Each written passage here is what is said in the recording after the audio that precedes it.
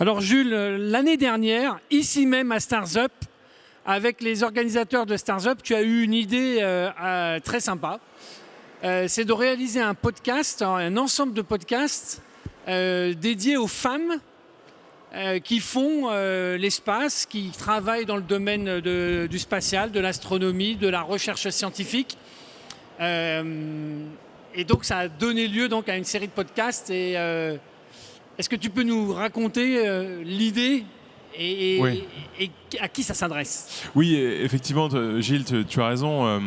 J'avais fait une série de podcasts qui s'appelle La Fabrique de l'espace sur RTL, que vous pouvez d'ailleurs écouter sur toutes les bonnes plateformes, encore La Fabrique de l'espace, qui sont des portraits finalement de gens qui travaillent dans le milieu du spatial, des gens que je connais, qui sont mes amis pour la plupart, et qui décrivent un petit peu qui ils sont, comment ils sont arrivés dans le spatial et quel est finalement ce lien qui les unit au spatial.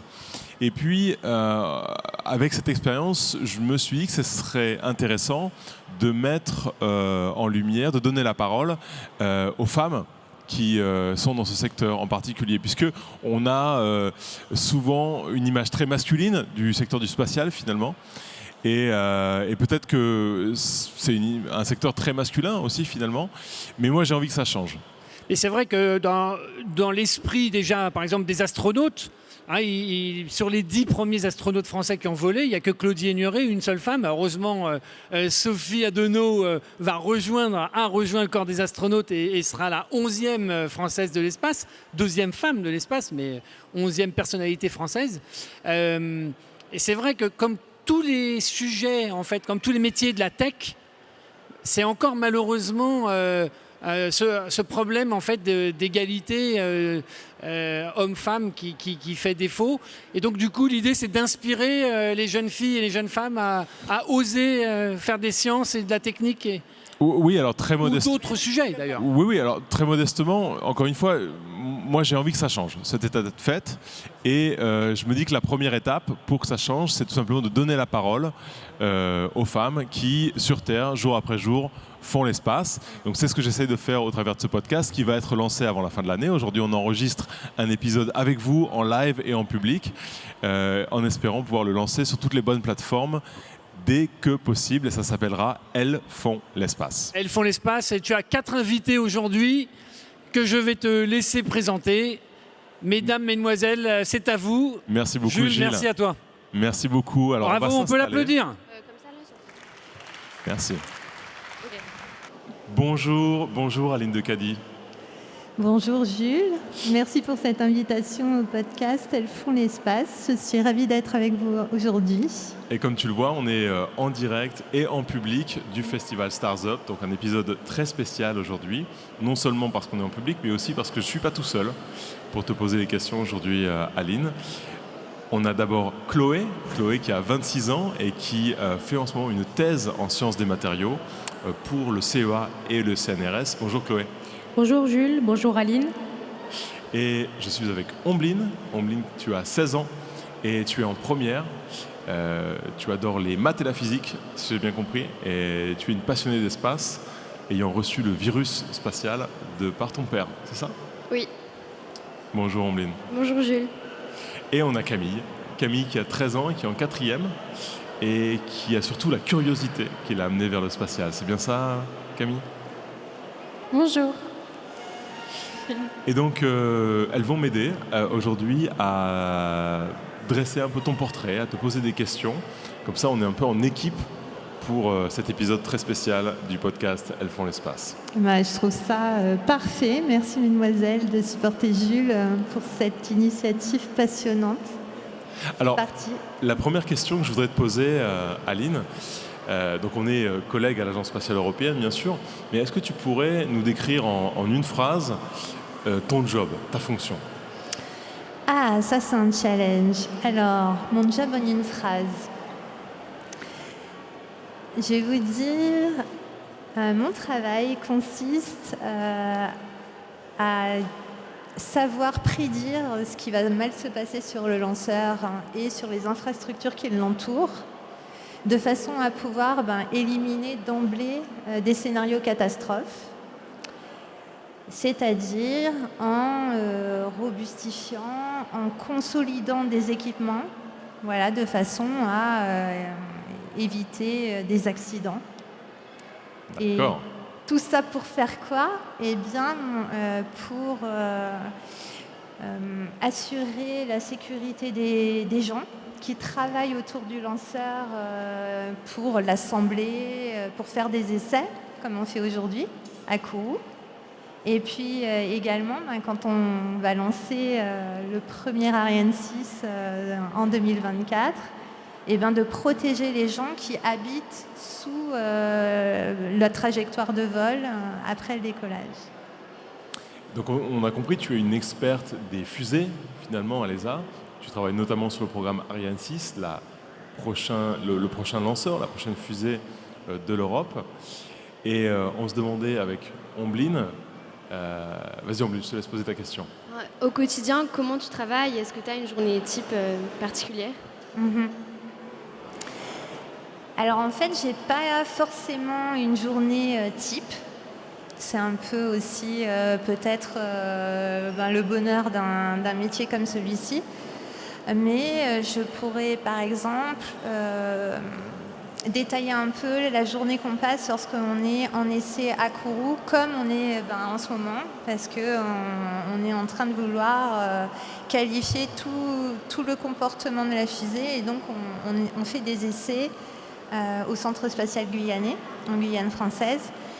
Et en fait, qu'est-ce que je fais de mes journées quand on est en essai? Je suis devant mon écran à observer des paramètres de bon fonctionnement du lanceur, des paramètres de sécurité. Donc en fait, je regarde où sont les seuils, est-ce qu'on est en train d'accéder à des seuils hauts ou bas, comment se comporte le lanceur par rapport à ce qu'on avait prédit. Et des fois en essai, on atteint ces seuils et donc on est obligé de s'arrêter. Il y a ce qu'on appelle une anomalie. Et donc mon travail, ça va être au sein d'une équipe de plein d'hommes et de femmes talentueuses. On va se poser les questions de d'où vient l'anomalie, qu'est-ce qui s'est passé, quelle est la cause. On va investiguer et donc je vais faire des analyses de défaillance pour voir quel est le système qui est impliqué dans la cause de l'anomalie. Et on va prendre des actions immédiates pour remettre en sécurité notre lanceur, voilà, pour s'assurer qu'on ne perd pas la sécurité globale du système. Une fois qu'on sera posé là, on va investiguer de quel est le plan d'action pour justement reprendre les essais, continuer ces essais. Et donc on va appliquer chacun de ces actions une par une jusqu'à ce qu'on ait tout balayé. Quand on retrouve un état stable, alors on peut reprendre l'essai. Et voilà, et c'est des journées comme ça continues d'essais, de traitement d'anomalies et de finition d'essais. Le lendemain, on reprend avec d'autres essais. Et ça, c'est la journée type à Kourou, ça.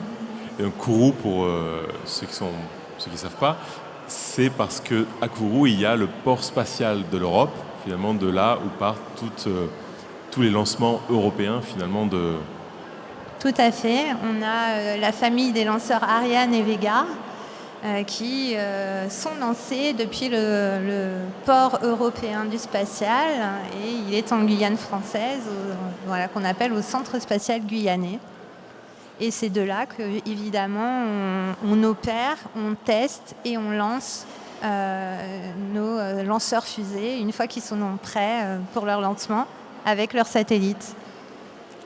Et parmi toutes ces tâches, tout ce que tu as fait, quels ont été les plus gros défis que tu as eu à relever dans ce travail sur le lanceur?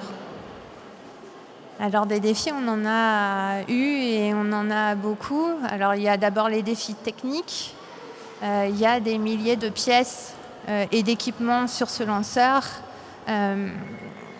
Donc techniquement, il y a beaucoup de cas de panne possibles et quand je regarde l'ensemble des analyses qui sont à faire, évidemment, c'est un vrai challenge technique d'essayer d'être exhaustif dans toutes les anomalies qu'on peut avoir, de vraiment étudier en profondeur et avec tous nos partenaires, parce qu'il y a 13 pays qui sont impliqués en Europe, c'est plus d'1 millier d'entreprises, c'est des milliers d'ingénieurs, de techniciens, d'opérationnels de toute l'Europe.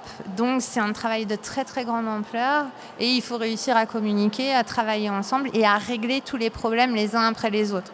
Donc déjà à la base, il y a un vrai challenge technique de vraiment réussir dans les temps à traiter tous les points techniques qu'on a identifiés. Et pour ma part, et je pense que c'est vrai pour une bonne partie des équipes aussi, il y a une vraie pression, peut-être une peur de l'échec, je pourrais appeler ça aussi. On a fait un essai début septembre où on a allumé le moteur principal pendant quelques secondes. Je ne peux pas vous expliquer, mais la veille, j'ai pas dormi, j'avais la boule au ventre, je réfléchissais à si je pouvais avoir oublié quelque chose,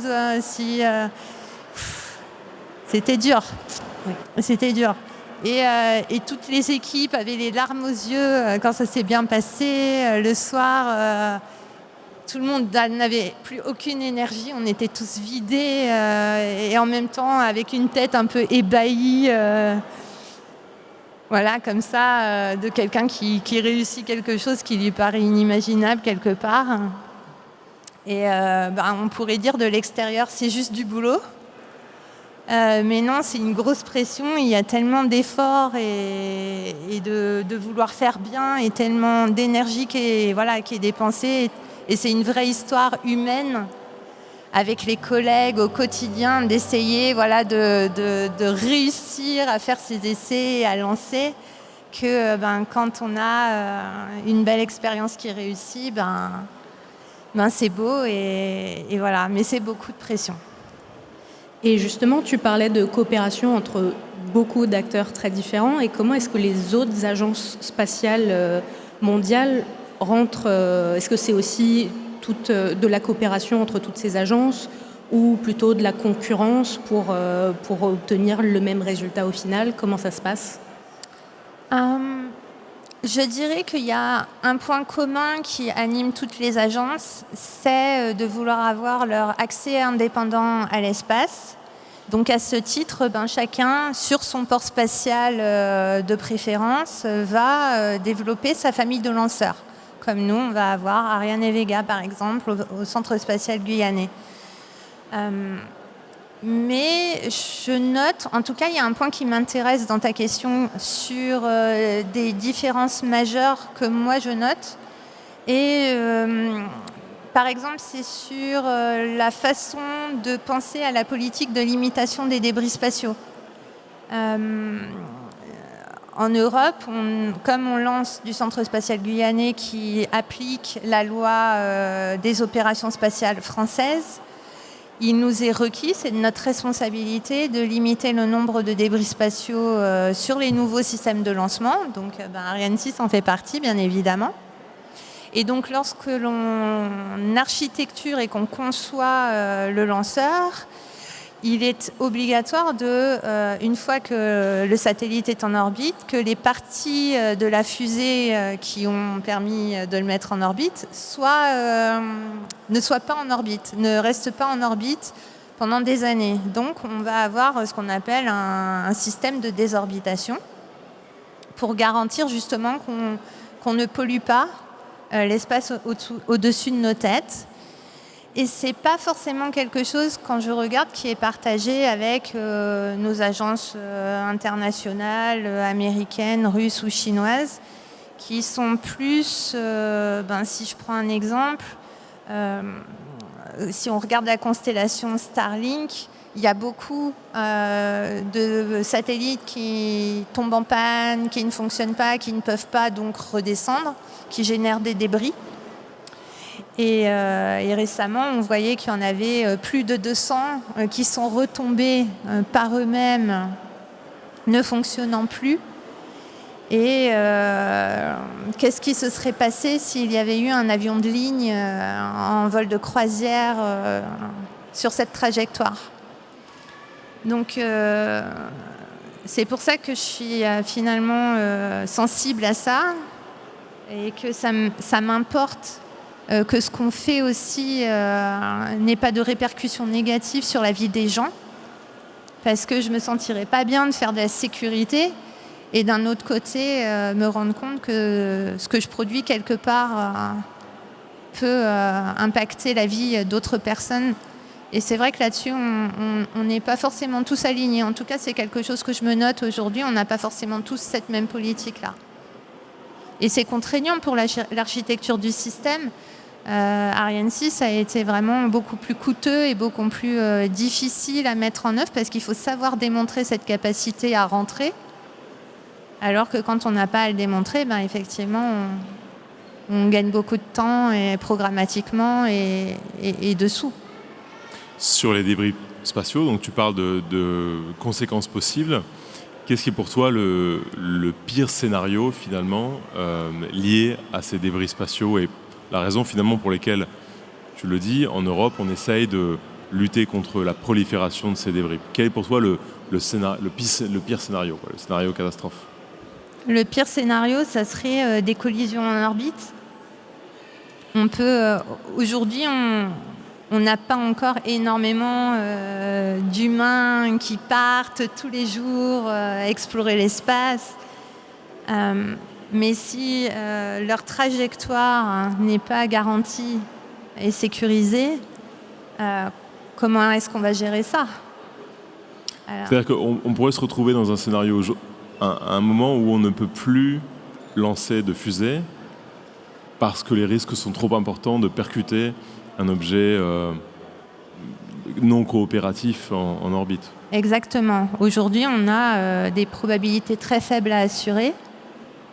Mais si ces probabilités deviennent plus importantes, est-ce que ça va nous obliger à prendre un risque pour nos équipages de faire avec?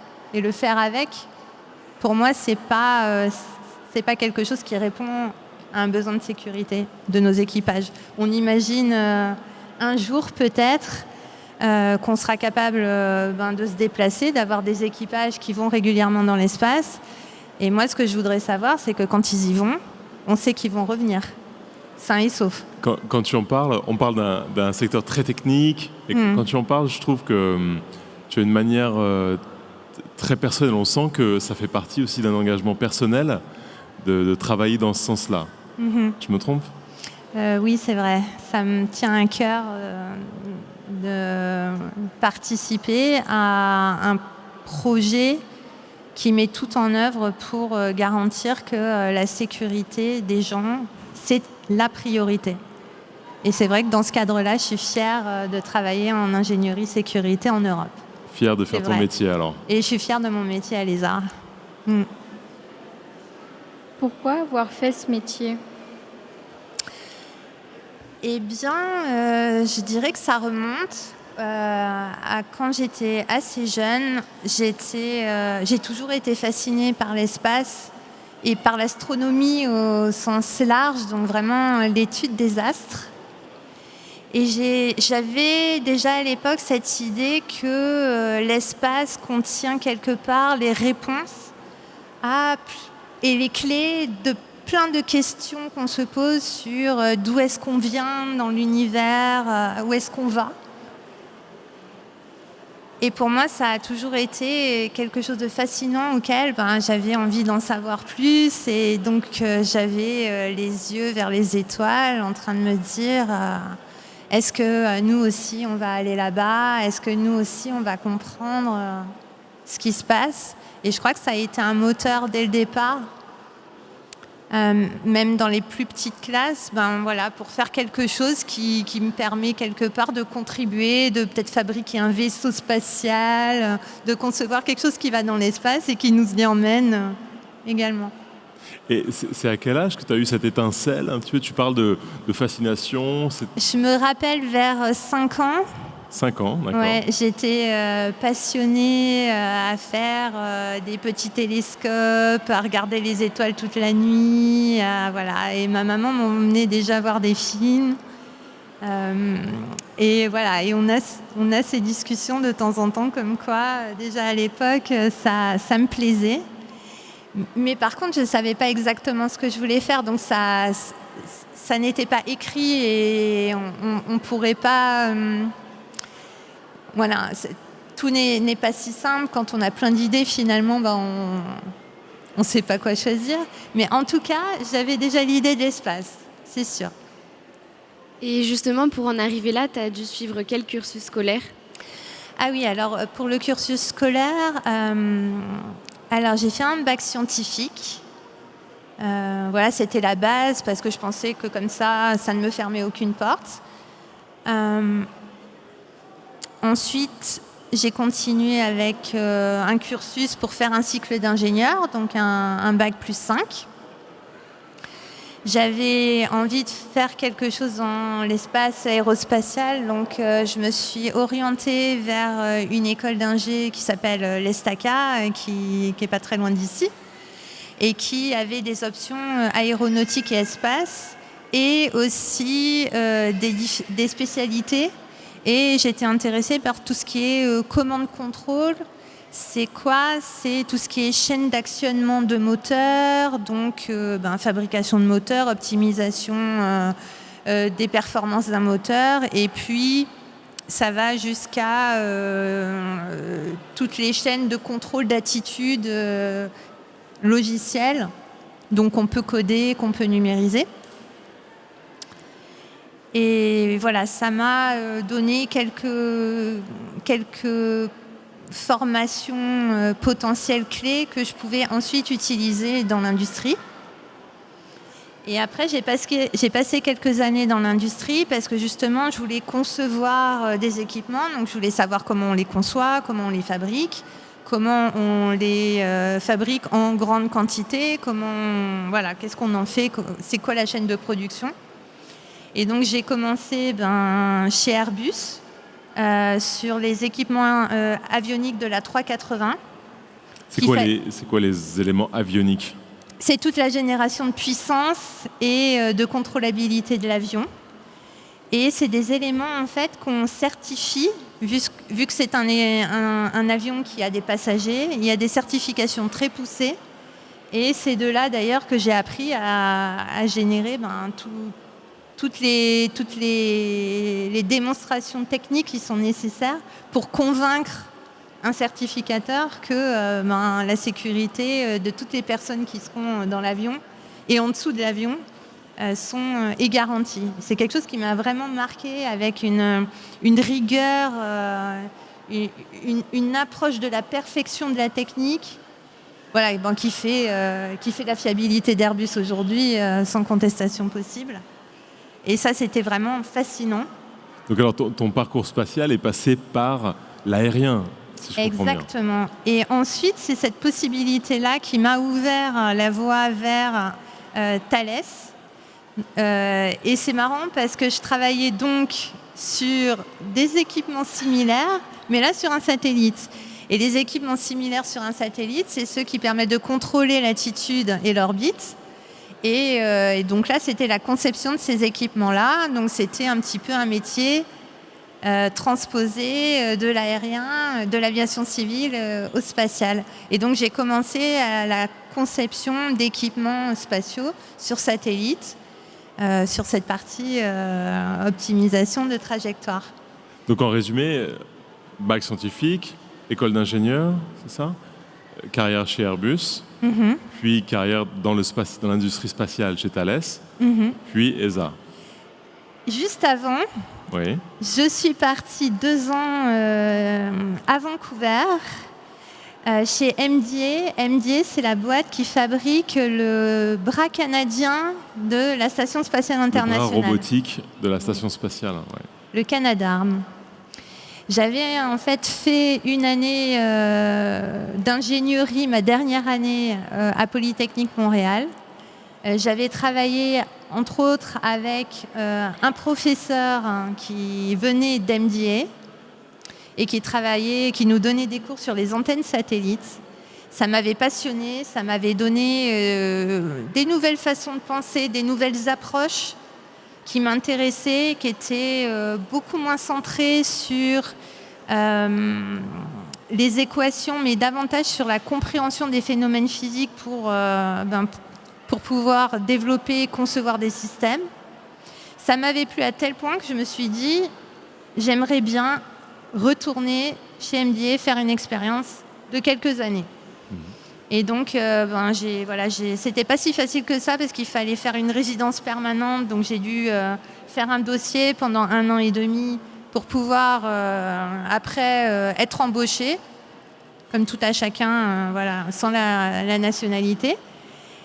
Et quand j'ai décroché ce papier, j'ai eu quelques temps avant l'entretien chez MDA et ils m'ont proposé un poste qui était sur un programme satellite un peu plus global. Ce coup-ci, j'avais tous les équipements, donc toute l'architecture satellite en charge, mais donc sous sa coiffe et avec une interface lanceur.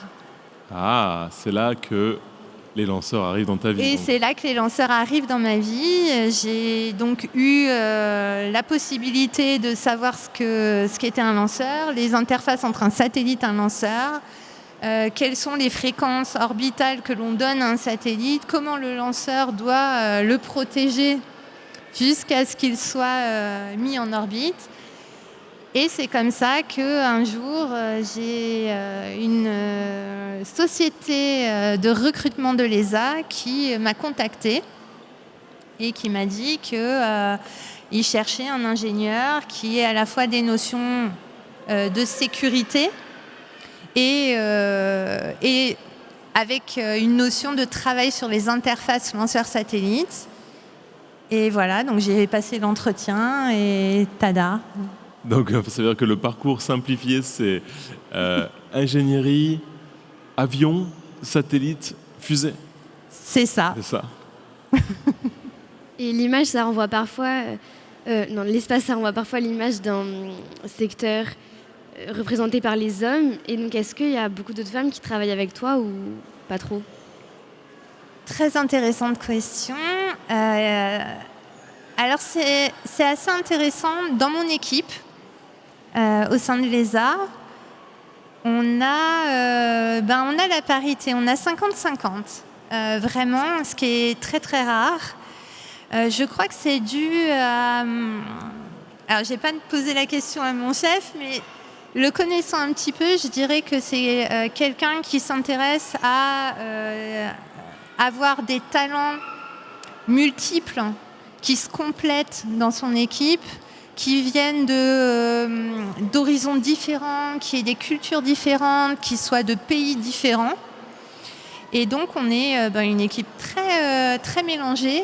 Et finalement, la diversité, au même titre que tous les autres choix de diversité au sein de l'équipe, se sont mis en place. Et avec le temps, même si des gens sont partis, d'autres personnes sont arrivées, on a gardé cette parité au sein de l'équipe. Mais après, tu dis quand même que c'est rare comme situation. Tout à fait. C'est rare. Au sein de l'ESA, il y a une proportion de femmes encore très faible. Et c'est d'ailleurs ce que je constatais déjà à l'époque en école d'ingé. On était moins de 10% de filles et je pense qu'effectivement, il y a beaucoup de travail à faire pour donner envie aux jeunes filles et aux jeunes femmes qui sont intéressées par le spatial, qui ont envie finalement de mener à bien leurs rêves dans le spatial, de vraiment les aider, de les supporter, de leur donner des conseils, parce que c'est pas rocket science, c'est absolument pas inaccessible. Et je crois qu'il y a beaucoup de travail à faire dans les petites classes pour convaincre. Et moi, j'aime beaucoup aller dans les écoles élémentaires, dans les lycées, collèges, et puis dans mon école, les SACA, régulièrement, justement pour avoir ces conversations-là avec les jeunes filles aussi, et puis les garçons. Et puis pour qu'on en parle ouvertement et que les gens sentent que les portes peuvent s'ouvrir, que c'est pas pour quelqu'un qu'on connaît pas comme ça ou juste un astronaute. Il y a beaucoup de choses qu'on peut faire pour réaliser ses rêves et les portes doivent s'ouvrir. Alors, vraisemblablement, de toute évidence, j'ai envie de dire pour toi, les portes n'étaient pas fermées. Est-ce que tu as ressenti dans ton parcours, au début ou lors de ton parcours, qu'à un moment, parce que tu es une femme, c'était plus compliqué ou plus difficile ou je ne sais pas, ou moins motivant? Oui. Quand j'étais jeune, et même au début, quand j'étais beaucoup plus jeune que mes collègues. Tu es encore très jeune, Alena. Et je suis assez jeune. Et quand je suis arrivée, oui, dans ma carrière professionnelle, il y a des fois où je sentais bien que on me proposait de suivre la mouvance et les approches qui sont un petit peu dictées à l'intérieur de la compagnie sans forcément essayer de m'exprimer en tant que femme et voilà, et de finalement peut-être apporter une patte un petit peu plus féminine ou une façon différente de travailler au sein de l'équipe. Et je dois dire aussi que quand j'étais plus jeune, même dans ma formation d'école d'ingé et même avant, j'ai côtoyé des gens qui me disaient que c'était pas la peine de rêver trop fort, que c'est bien de rester dans la catégorie sociale à laquelle on appartient, de pas faire trop de vagues, d'être sage. Et donc, de toute évidence, encore une fois, tu n'es pas quelqu'un de sage. C'est ce qui t'a permis d'accéder à la position que tu as aujourd'hui. Mais est-ce que toi, ou qu'est-ce que tu fais concrètement pour un peu casser ce système maintenant que tu peux t'adresser à des jeunes gens, à des collègues aussi? Est-ce que concrètement, tu arrives à casser un petit peu ce cycle? Je pense que oui. Mais c'est très difficile parce que pour pouvoir casser ce cycle, il faut donner confiance aux jeunes filles. Ouais. Il faut les convaincre que justement, en gardant les yeux ouverts, en écoutant, en parlant, en trouvant des personnes justement qui les font rêver, qui leur mettent des étoiles dans les yeux, en suivant les conseils de ces personnes-là, pas les autres. Celles qui font rêver, celles qui vous passionnent, celles qui vous font vibrer, celles qui vous émeut. Ces personnes-là, elles ont des conseils de valeur et elles seront là pour vous supporter quoi qu'il arrive. Et je pense que ça peut changer la donne. On n'a pas toujours tous la chance d'être entourés par ces personnes-là, mais on peut en rencontrer. Et en général, elles sont très bienveillantes et elles ont juste envie de donner ce qu'elles ont reçu. Et voilà, faut pas hésiter à essayer de leur parler, à aller vers elles et à leur demander conseil. Qu'est-ce qui te passionne dans le spatial? Ah ben, ça va pas être compliqué, c'est l'exploration. L'exploration. C'est l'exploration. C'est expérimenter physiquement sur Terre quelque chose qui est peut-être le plus proche de ce qu'on puisse expérimenter de l'espace. Et je me rappelle que je m'étais posé cette question il y a quelques années et j'avais fini par faire des vols paraboliques. Alors, est-ce qu'on peut expliquer ce que c'est un peu les vols paraboliques? Parce que c'est un mot bizarre. C'est un mot vol un peu bizarre. parabolique. Ouais, c'est un vol qui consiste à faire des paraboles successives. Et au cours d'une des paraboles, eh bien, l'avion va se mettre en chute libre. Et pendant cette chute libre, on va expérimenter la pesanteur. Et je me rappelle de mon premier vol parabolique, de ma première parabole. Et c'était un truc incroyable. En fait, je me suis mise à flotter. Donc dans ces cas-là, vous ne sentez plus votre poids, ok. Donc la masse est toujours la même, mais comme la gravité n'est plus là, donc on ne sent plus son poids. Et en fait, pour prendre un exemple, si vous avez une balle dans la main et que vous ouvrez votre main, et ben, elle va se mettre à flotter toute seule au-dessus de votre main. Donc c'est juste incroyable comme sensation.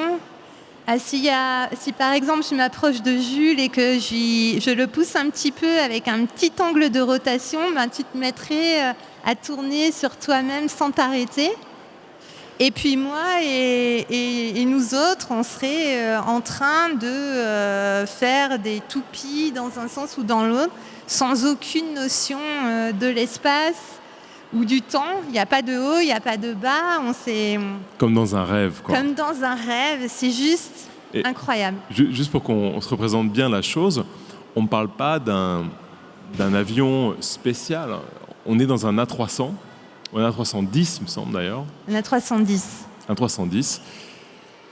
Donc un gros avion, un avion de transport de passagers, qui décolle et qui va à un moment se cambrer jusqu'à 45-50 degrés, et puis couper les gaz avec 3 pilotes, 2 pilotes et un ingénieur dans la cabine, et par une manœuvre très précise de pilotage, faire effectivement chuter l'avion après s'être cambré et effectivement piquer vers le sol. Et pendant cette parabole, en haut de cette parabole, on a une trentaine de secondes d'impesanteur, où, comme tu l'as très bien décrit, Aline, on ne ressent plus son poids et on est comme dans un rêve en se déplaçant dans l'espace à 3 dimensions. On vole plus facilement qu'un oiseau. C'est vraiment quelque chose de très particulier en termes de sensations. Voilà, c'est franchement fantastique. Et ça t'a poussé à vouloir explorer encore plus, ça a éveillé une forme de curiosité de ta part? Oui, ça m'a convaincue que c'était ma passion. Okay. Dans le spatial, c'était ça qui me donne le plus de sensations, le plus d'adrénaline et voilà, et j'avais envie, j'ai toujours eu envie d'explorer et de continuer dans ce sens. J'ai vu que tu avais participé à une simulation de mission sur Mars. Mm-hmm. Et donc, est-ce que tu peux nous expliquer ce que c'était, pourquoi tu as fait ça? Oui, alors en fait, je fais partie de l'association Planète Mars. Donc c'est une association, voilà, comme peut-être vous en connaissez, des associations de bénévoles. Et on travaille sur le développement de technologies qui permettraient l'exploration robotique ou humaine de la planète rouge. Attends, tu fais ça sur ton temps libre ou pendant ton métier? Très bonne question, sur mon temps libre. D'accord, donc tu t'occupes des fusées pendant la journée et le soir et le week-end, tu t'occupes de l'exploration de Mars. Tout à fait, oui. D'accord, c'est juste pour resituer un petit peu le caractère. Voilà. Okay. Et bien, dans ce cadre, on fait des projets donc avec des étudiants, notamment, comme on en a ici. Quand ils ont des stages ou des projets à monter pour leurs écoles, on apporte une expertise technique, donc on les aide. On publie aussi plein d'articles scientifiques pour permettre aux gens de connaître mieux l'exploration de Mars. Qu'est-ce que c'est ? Quand est-ce qu'on y sera? Quels sont les enjeux techniques et technologiques qui sont devant nous et comment ça avance, comment ça progresse. Mais aussi, on s'intéresse à expérimenter sur Terre le mieux qu'on peut des expériences de simulation martienne, c'est-à-dire en environnement représentatif de Mars. Alors ça, tu sais que je vais te poser une question là-dessus. Qu'est-ce que ça veut dire un environnement représentatif de Mars sur Terre? Eh bien, ça veut dire plusieurs choses. On va choisir soit un désert, soit un glacier. Okay. Pourquoi le désert? Parce qu'on a des typologies de roches dans certains déserts qui sont très proches des topologies des roches et des types de dunes qu'on peut trouver sur Mars. Lesquelles, par exemple? Eh bien, par exemple, le désert de Oman, où j'ai pu faire une expérience de 5 semaines il y a quelque temps, ou par exemple le désert de l'Utah, où j'étais au mois de mai dernier, où il y a une station permanente qui est installée avec des rotations d'équipage tous les 2 ou 3 semaines. C'est-à-dire que toutes les 2 ou 3 semaines, on a une équipe d'humains, on est d'accord? Pas des martiens, des humains? Tout à fait. qui sont en vase clos dans ce que je peux me représenter comme une base martienne fermée. Tout à fait. Et qu'est-ce qu'ils y font? Eh bien, donc faut imaginer plusieurs modules, des laboratoires de recherche, des endroits pour manger, des ateliers mécaniques, un jardin représentatif, un observatoire télescope, donc pour faire de l'imagerie. Et tous ces modules, ils sont raccrochés les uns aux autres par des couloirs couverts. Et donc, on peut passer d'un module à l'autre sans combinaison.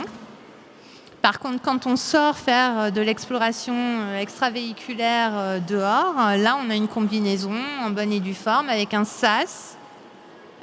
Et puis, on peut aller explorer à quelques kilomètres de là le terrain, faire des expériences et revenir. Alors, ça veut dire quoi? Ça veut dire qu'on a des expériences robotiques, puisqu'on a des laboratoires de recherche, des agences, des différents centres qui sont des centres de technologie et qui en fait veulent pouvoir déposer des brevets, faire des thèses pour pouvoir avancer justement sur des propositions pour les futurs vols martiens. Et donc, ils ont besoin d'éléments concrets sur le terrain. Et donc, on a des protocoles avec des procédures. Et on doit tester les équipements qu'ils nous proposent, donc des rovers, des drones. On a aussi des plateformes de navigation qui sont donc à la fois des équipements et du software des logiciels qu'il faut coder pour réussir justement à naviguer à travers les nouveaux terrains non explorés et à fabriquer une cartographie de ces terrains en fonction de ce qu'on a identifié comme type de sol. Est-ce qu'il y a des crevasses? Est-ce qu'il y a des dunes de sable dans lesquelles on peut se tanker?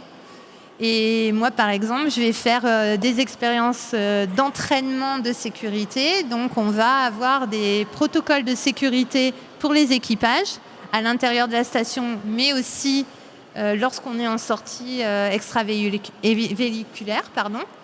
Et on va faire des entraînements avec des cas d'accident. Et on va s'entraîner et apprendre ensemble à réagir efficacement, à envoyer des équipes de sauvetage, à s'organiser, à essayer de porter secours aux personnes en détresse. Donc toi, tu as participé à combien de ces missions de simulation? Au sein de l'ESA, parce qu'à un moment donné, j'avais commencé avec l'ESA, même pendant mon temps libre, j'en avais fait 3. 3? De combien de temps? C'était quelques semaines, une ou deux semaines chacune. Attends. Et puis voilà, et puis quelques après semaines, c'est 2 semaines autres, ou 12 semaines? Comment? Quand tu dis quelques semaines, c'est 2 semaines ou c'est... C'était 2 semaines. Ah, 2 semaines, ok. Donc 3 missions de 2 semaines où tu es en isolement, finalement. Maintenant, on connaît tous très bien ça, l'isolement, depuis le Covid, bien sûr. Mais donc c'est un peu le même système, vous êtes en vase clos? Tout à fait, oui. Et donc ça permet aussi d'expérimenter le confinement, la détresse des gens qui ne peuvent pas avoir accès à leur famille, à leurs loisirs, au soleil. Donc il y a un aspect psychologique aussi. Il y a un aspect psychologique qui est très fort et qu'on étudie aussi. Donc on a des expériences pour marquer ce qui ne va pas, pour interpréter ensemble et se parler de ce qui ne va pas. Est-ce qu'il y a des petites choses qui, au bout d'un moment, prennent des proportions? Est-ce qu'il y a des caractères qui se révèlent pendant la mission alors qu'en vrai, on n'est pas du tout comme ça? Voilà, donc il y a plein de choses qui se créent.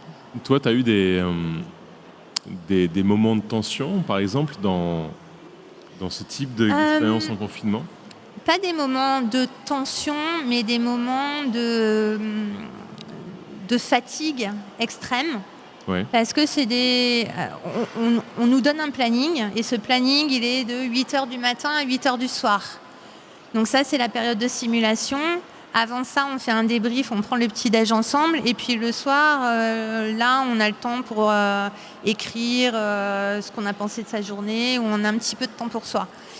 Mais pendant cette période-là, on est très occupé et on n'a pas de temps pour soi. Et donc, on ne fait que préparer des expériences, les dérouler, dire ce qui s'est mal passé, résoudre, repréparer pour le lendemain. Parce qu'une fois qu'on a fait des erreurs, il faut contacter la personne qui est sur Terre pour lui dire, voilà, est-ce que tu as besoin qu'on fasse un autre run d'expérience parce qu'on n'a pas eu telle ou telle data qu'on devait te donner. Donc il va te dire évidemment oui. Et donc voilà, il faut replanifier, il ne faut pas se tromper, il faut apprendre de ses erreurs, il faut apprendre de ses propres erreurs, mais des erreurs des autres. Parce qu'on n'a pas le temps de faire toutes les erreurs du monde. Et donc, du coup, c'est très bien aussi d'apprendre des erreurs des autres. Et voilà, et tout ça, c'est très prenant, en fait, Donc, on est confiné. En charge mentale. On est confiné, il y a beaucoup de travail, beaucoup de charge mentale, pas beaucoup de temps pour soi. Et tu nous as pas dit combien on est à peu près, cet équipage, il y a combien de personnes? Eh bien, sur les 3 premières missions que j'avais faites, on était une quinzaine. Ah, une quinzaine de personnes. Et c'est des gens que tu connais, que tu côtoies déjà? Alors non, mais on avait eu sur des missions plus longues, comme la 4e que j'avais fait, qui était 5 semaines. On avait vraiment des entraînements pendant 1 an avec tout l'équipage, justement pour être formés à travailler ensemble, à se comprendre les non-dits aussi, lire un peu entre les lignes. Et à prendre confiance, de réussir à faire son travail en confiance, entouré de ces personnes. Et j'imagine que ce sont des équipages internationaux, ce n'est pas que des Français. Bien sûr, oui, internationaux. Et donc la langue commune, c'est? L'anglais. C'est l'anglais. Tout Ouais. le monde parle anglais. Tout le monde parle anglais. D'accord. Ok. Plus ou moins bien, mais on se débrouille. Et ta prochaine mission alors, c'est quand? Eh bien, je referai bien une mission dans le désert de l'Utah d'1 mois. Et on est en train d'en discuter justement avec mes collègues parce que sur les rapports d'activité qu'on a envoyés sur les améliorations en sécurité, ils nous proposent de nouveaux protocoles et il faudrait pouvoir monter de nouveaux scénarios d'urgence et pouvoir entraîner d'autres équipages dessus. Et donc, il faudrait que je vois si c'est pour coacher des équipes ou justement pour écrire de nouvelles procédures. D'accord. En tout cas, on voit que quand on t'entend parler, on entend vraiment la passion pour l'exploration, pour la curiosité, pour le spatial, pour Mars. Il y a beaucoup de spéculations sur les départs véritablement humains, les premières missions humaines vers Mars. Est-ce que, sans t'avancer trop bien sûr, est-ce que tu as une idée à peu près, une estimation de quand est-ce qu'on va pouvoir partir avec des astronautes vers Mars? Alors, j'ai pas de boule de cristal, mais ça serait bien dans les 2 prochaines décennies. Dans les 2 prochaines décennies. Donc on verrait, nous, les premiers humains marcher sur la planète Mars? Oui. Ok. C'est mon rêve qui parle. Et justement, donc, avec tout ce que tu expliques, on comprend qu'au niveau de la vie quotidienne, ces missions permettent d'être vraiment très préparés à ce que serait la vie effective pour les astronautes qui iraient sur Mars. Mais est-ce qu'il y a un moyen de se préparer en fait, à tout ce qui est conditions de physique en fait, qui sont très extrêmes sur Mars? Donc, je pense notamment aux radiations. Donc, comment on peut se préparer aux effets de ces radiations sur les gens, sur les équipements scientifiques, pour les expériences, comme tu disais?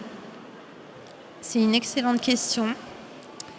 Alors évidemment, sur ces simulations martiennes, on ne peut pas reproduire les radiations. Par contre, on a beaucoup d'orbiteurs et de robotique sur Mars. Et donc maintenant, on sait quantifier le type de radiation qui existe. Ce qui nous intéresse, nous, en simulation, ça va être de, par exemple, utiliser les observatoires d'imagerie tel que celui que l'on a à MDRS dans l'Utah et qui avait été d'ailleurs généreusement donné par Elon Musk il y a quelque temps, qui permet de faire quoi? En fait, il permet de prédire les éruptions solaires et de les numériser, de vraiment faire une prédiction comme si finalement tu avais une annonce météo qui arriverait comme une alerte et qui permettrait de dire à l'équipage qui est peut-être sorti en mission extravéhiculaire pour faire des expériences, de les faire rentrer. Donc on ne va pas caractériser le phénomène. Par contre, comme on sait quelles sont les causes, on va essayer de traiter ces causes-là en disant ok, en fait le corps humain, il n'est pas robuste à des doses trop fortes de radiation. Et au cours de sa mission, il va sortir plusieurs fois, donc il va en absorber forcément. Mais pour éviter qu'il y ait des dommages irréparables, on va faire en sorte de les prévenir au mieux pour qu'ils aient le temps de rentrer, de se mettre à l'abri. Alors après, c'est dans la station à l'abri ou dans des tubes de lave s'ils sont trop loin de la base, mais qu'on aura cartographié et identifié pour qu'ils aient toujours un moyen, une sorte d'issue de secours s'ils sont trop loin de la base. Mais au cas où, le délai d'intervention ne suffirait pas pour qu'ils puissent rentrer. Et c'est sur ce type de protocole qu'on peut proposer des choses intéressantes. Et voilà, donc c'était une des expériences qu'on a fait au mois de mai dernier. Alors tu parles d'expériences scientifiques, mais aussi d'expériences humaines. J'ai l'impression, personnellement, pour travailler dans le spatial depuis une dizaine d'années aussi, que ça reste un secteur dans lequel on fait des expériences qu'on ne vivrait pas ailleurs. Est-ce que c'est un sentiment que tu partages? Ah oui, c'est vrai que c'est un métier passion, mais c'est vrai. Il y a des choses incroyables qui peuvent arriver au quotidien, mais j'ai quelques anecdotes. Vas-y, une.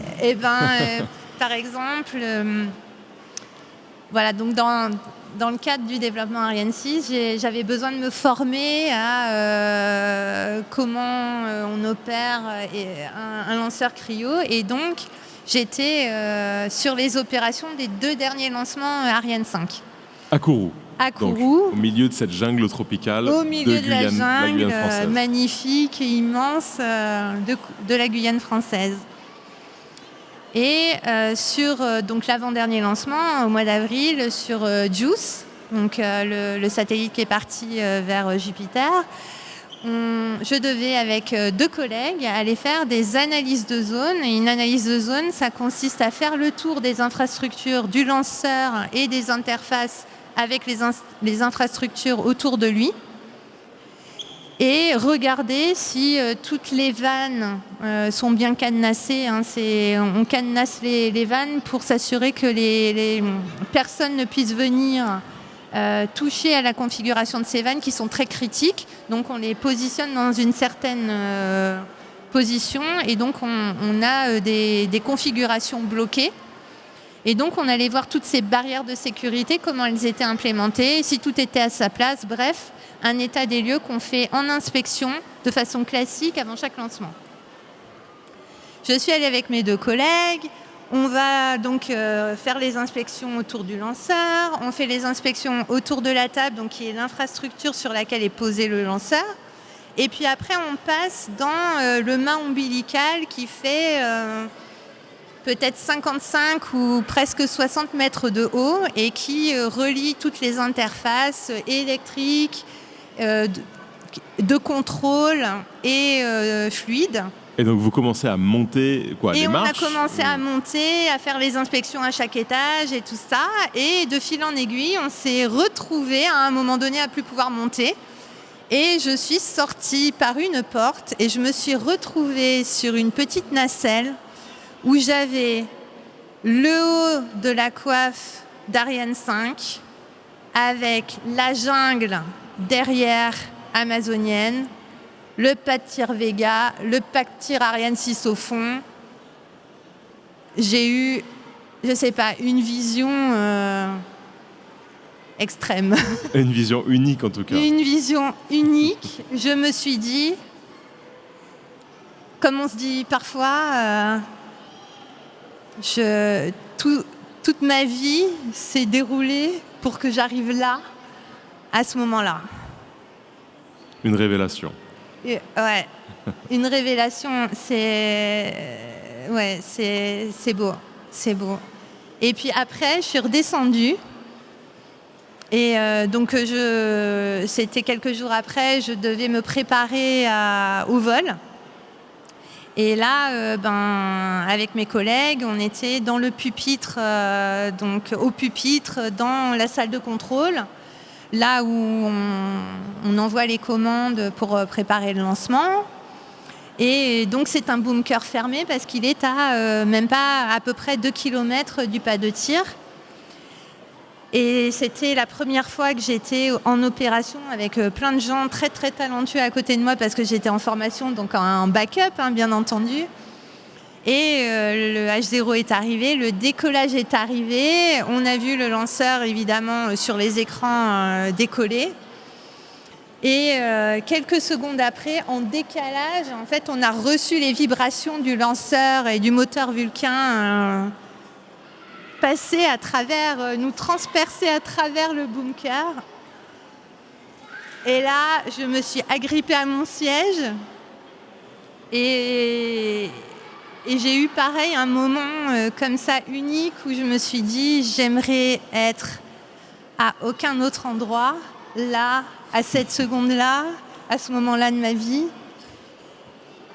Et c'était fou, j'ai cru qu'il se passait quelque chose de grave, tellement je n'ai pas compris. Les larmes me sont montées aux yeux et pendant quelques minutes, j'étais plus là. C'était juste fantastique. C'est des belles expériences du spatial. Fantastique. En tout cas, merci de nous faire partager ça. On ressent vraiment dans ta voix que ça fait partie de quelque chose d'important pour toi, de très émouvant. Et encore une fois, je te remercie de faire partager tout ça avec nous. Comme c'est une émission sur le spatial quand même, on va terminer cet entretien avec un round de questions rapides sur l'espace. D'accord. Je vais m'appuyer sur l'aide de mes co-animatrices aujourd'hui, en commençant par toi Camille. Quel est ton film spatial préféré? Star Wars, épisode 6, le retour du Jedi. En une phrase, pourquoi l'épisode 6 ? C'est le premier que j'ai vu, c'est le plus beau, c'est le plus magnifique. Et je sais qu'il y a un combat perpétuel avec l'épisode 5 et l'Empire contre-attaque, mais moi, je suis épisode 6. Quel est ton livre spatial préféré? Le livre The Martian, Seul sur Mars. Seul sur Mars, d'Andy Weir. Oui. Pourquoi c'est ton livre préféré? Ça me parle. Hyper concret, hyper vrai, et un petit côté dérision. Et c'est ce qui permet d'absorber la pression au quotidien, et je trouve que c'était extrêmement bien rendu. Chloé. Quelle est la chose la plus précieuse que tu as appris en travaillant dans l'espace? Alors là, je dirais, oui, quelque chose d'important, de très précieux, c'est de savoir, enfin, comment je vais dire ça? Des fois, on peut avoir les meilleures idées du monde, techniquement super optimisées et super bien pensées. Mais si ça tombe à un moment du projet où le responsable de programme, il n'a pas les finances, c'est pas compatible du planning, il n'y a pas les ressources, cette super idée, elle va pas être implémentée et ça va créer plein de frustrations. Et j'ai appris avec le temps, et je trouve que ça a été très précieux dans ma carrière, de me rendre compte que quand on pense qu'il est nécessaire de faire passer une idée, il faut apprendre vraiment à démontrer, à créer cette structure argumentaire et à convaincre en prenant en compte ces 3 éléments-là. parce que c'est de cela dont on a besoin pour réussir à implémenter les solutions techniques, et ça serait trop dommage de rester juste sur l'élément technique en lui-même, mais pas être capable de le proposer concrètement en application pour résoudre le problème en cours. Et j'ai beaucoup appris là-dessus. Et la dernière question, la question moins plus.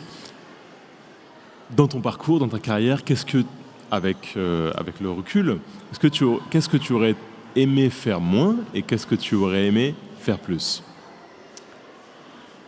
Alors, je vais commencer par le moins, comme ça on finira par la petite note positive. Ce que j'aurais aimé faire moins... Alors, je ne sais pas si je changerais grand-chose en vrai, parce que je crois qu'on est la somme de nos expériences. Donc, plus ou moins, est-ce que c'est vraiment grave? Mais un truc que j'aimerais moins faire, ou j'aurais aimé moins faire, on a tendance à avoir, sur les programmes que je connais en tout cas, des changements d'hypothèse et de références réguliers. Et donc, on a tendance à faire, défaire, refaire, refaire. Voilà.